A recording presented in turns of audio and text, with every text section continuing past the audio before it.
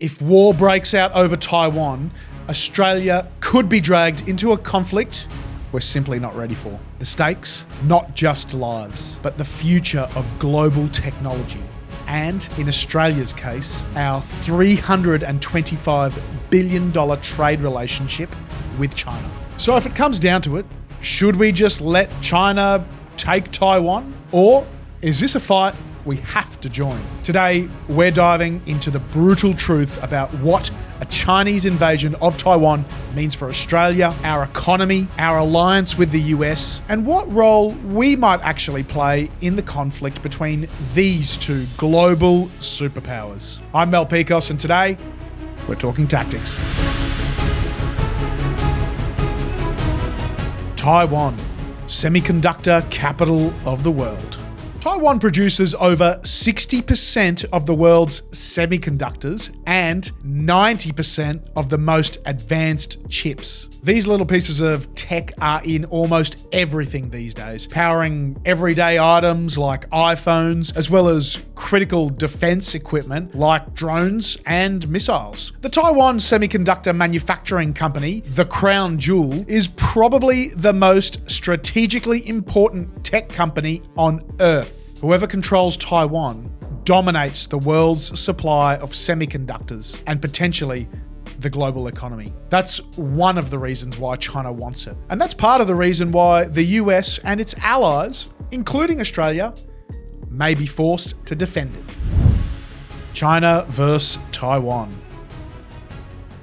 Taiwan separated from mainland China in 1949 after the Chinese Civil War, when the defeated nationalist government fled to the island following the Communist Party's takeover of China. Since then, Taiwan has operated as a self-governing democracy, while Beijing continues to claim that it's part of its territory. China considers Taiwan to be a rogue breakaway province which needs to be brought back under control to finish the glorious communist revolution. Chinese President Xi Jinping has ordered the People's Liberation Army, or the PLA, to be ready for an invasion of Taiwan by 2027. That's within the current tenure of Anthony Albanese and during the second Trump presidency. The PLA is continuing to improve its amphibious and offensive war capabilities, including building large mobile bridge ships that would allow heavy forces and supplies to quickly land anywhere along the Taiwan coast. Since 2020, China has tripled its store of ballistic and cruise missiles up to 3,500. This means China has the number to strike pretty much all targets in the Western Pacific simultaneously, including the US base in Guam. So here's the question. What would Anthony Albanese do if China made a move? Australia is committed to peace in the Indo-Pacific, but is also committed to our US alliance. Albanese talks diplomacy, but China is undertaking the biggest military buildup the world has ever seen. Certainly not since Nazi Germany in the 1930s in the lead up to World War II. The US reaction. US President Donald Trump is notoriously hard to predict, particularly in the area of international relations. In the past, he's praised strongmen like Xi, but also recently started a major trade war with China, blamed the country for taking advantage of the US, ramped up tariffs, and called them America's biggest threat. Trump has pulled troops from everywhere except Asia. So if China invades, would Trump fight back? Or would he try and cut a deal? Trump might view defending Taiwan as a red line, especially if it means stopping China from dominating global tech, but he could also see war as bad for business and simply walk away. If China launched an attack on Taiwan and the US did decide to step up to the plate and defend them, Australia would be faced with an extremely tough choice. Our involvement in the war probably wouldn't change the outcome one way or the other, but failing to back up our most important ally would lead to long-term damage to our relationship with the US. On the other hand, helping the US and Taiwan could potentially destroy our relationship with our largest trading partner, China. If we entered the war and found ourselves on the losing side, things could turn out even worse for Australia. Say China conquered Taiwan, defeated US forces, and then they made peace. Australia would be in a much more tenuous geopolitical position. The US, having its nose bloodied, would have to accept Chinese dominance of East Asia, and Australia could struggle to avoid being the target of Chinese economic coercion and grey zone warfare. The $300 billion problem for Australia. In 2024, Australia had $325 billion in two-way trade with China. This includes $212 billion in exports, mainly iron ore, coal, gas, and food, all shipped to Beijing, a $113 billion trade surplus. China is our biggest trading partner, but in war, trade stops. And sanctions cut both ways. So, do we protect our economy or our allies? Quite frankly, it's a no-win situation. Make no mistake, any war between Taiwan and the US and China would be disastrous for Australia's economy, regardless of whether we actually get directly involved in the war. China is our top trade partner and the US is our third. Taiwan is an important trading partner too, and as I've already mentioned, a vital source of microprocessors. This sort of conflict would spread into the waters and airspace off the Chinese coast, and most likely disrupt trade with our second and fourth largest trading partners, Japan and South Korea. That's more than half of our imports and exports potentially disrupted, regardless of whether or not we choose to join the fight. Australia's role in the conflict.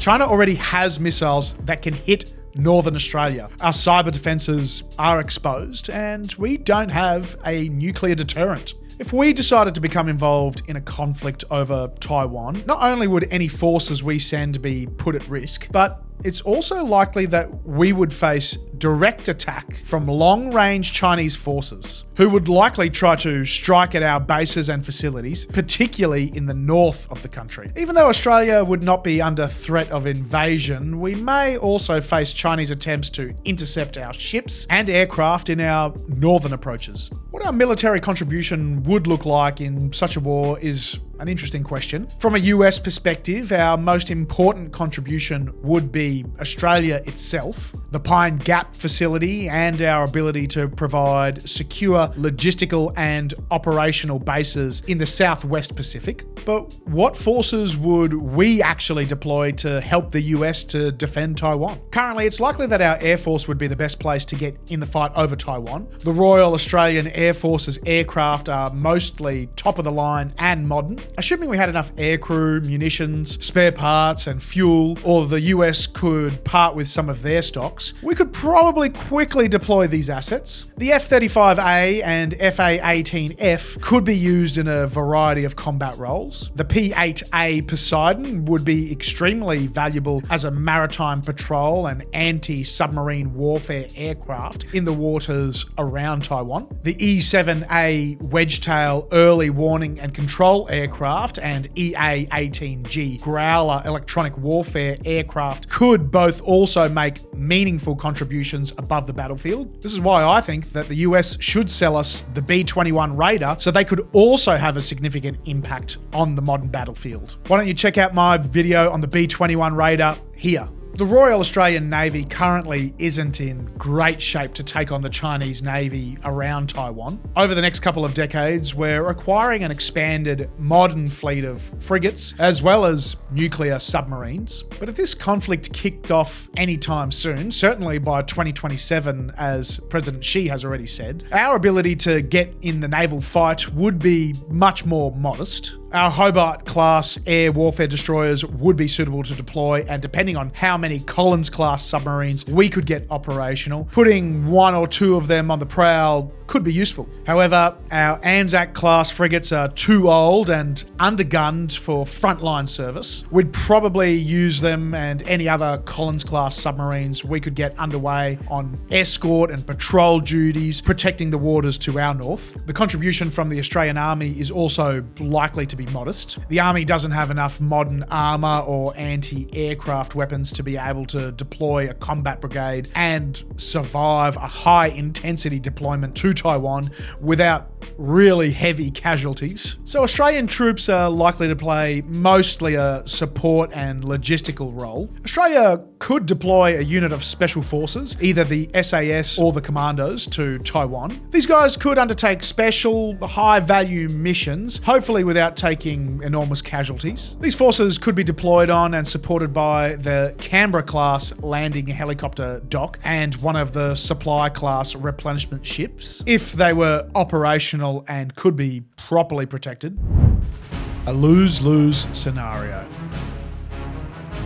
If China takes Taiwan, it dominates the tech economy and redraws the map of global power. Australia must ask, are we willing to risk our own economy and war to stop that? If it came to it, this would be one of the hardest decisions in Australian history. If we went to war, we'd likely be sending large numbers of Australian Defence Force personnel to their deaths. We'd be risking Chinese strikes on the Australian mainland. And we might be putting a target on our backs for future conflicts. On the other hand, if we didn't get involved, we'd be sitting back and watching as China destroyed an independent democracy of 23 million people. If the US called us into the fight and we refused, it would effectively mean the end of close US-Australian cooperation in the Asia-Pacific region. And who's to say that China would stop with Taiwan? Could Singapore, Japan, South Korea, or India be next? But what do you think? Should Australia stand up to China, or should we protect our own economy first? Do you think Taiwan could sustain an invasion like Ukraine? Is Anthony Albanese the Neville Chamberlain of our time? Let me know in the comments section down below. If you enjoyed this video, hit that like button and don't forget to subscribe so you don't miss the next episode. But that's it for today. My name is Mel Pikos and we've been talking tactics.